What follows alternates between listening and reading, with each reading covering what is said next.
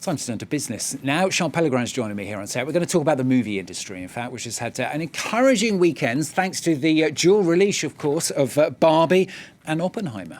That's right, Stuart. After weeks, if not months, of anticipation and social media frenzy over the release of these two polar opposite works of cinema, it would appear that the hype has paid off, especially for Barbie.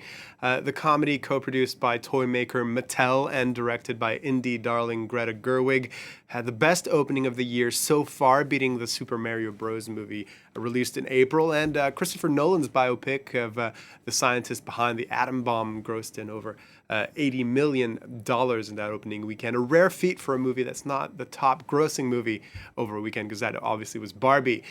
This actually means this weekend was the fourth best-selling opening weekend of all time, spearheaded by Barbie. Overall ticket sales came in at $302 million in the US and Canada. It's also the best-selling weekend in cinemas since the pandemic. The top spot goes to the weekend of April 26, 2019, when the Marvel franchise's Avengers Endgame came out and grossed over $402 million. The previous installment of Avengers is at the second spot, while the first episode of the Star Wars sequels came in third, those weekends at least. Yeah, it is the result, of course, of a very intense marketing campaign from toy maker Mattel and Warner Brothers Studios. Mm-hmm. The CEO of Mattel has said that this wasn't about just marketing a movie, but about creating a wider cultural event. This is something we've seen with people dressing up in pink to see the movie, theaters offering special Barbie-themed confectionery or even cocktails, and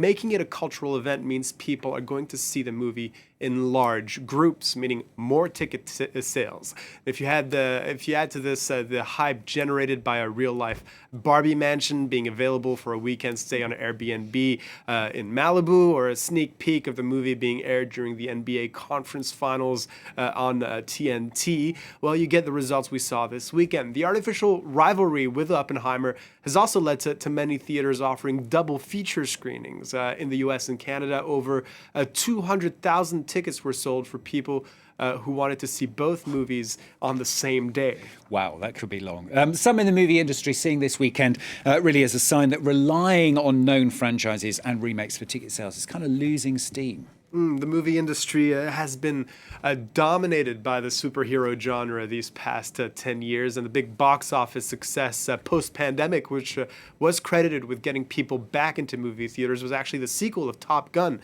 starring Tom Cruise. But the summer of 2023 could be telling a different story. Barbie and Oppenheimer both came out this weekend, and both raked in more ticket sales in the US and Canada than the new installments of Indiana Jones or Mission Impossible, or the new Marvel franchise, The Flash. Barbie with $155 million and Oppenheimer with just over $80 million. Perhaps this is a sign that we'll have more original work coming to theaters in the future. Can but hope.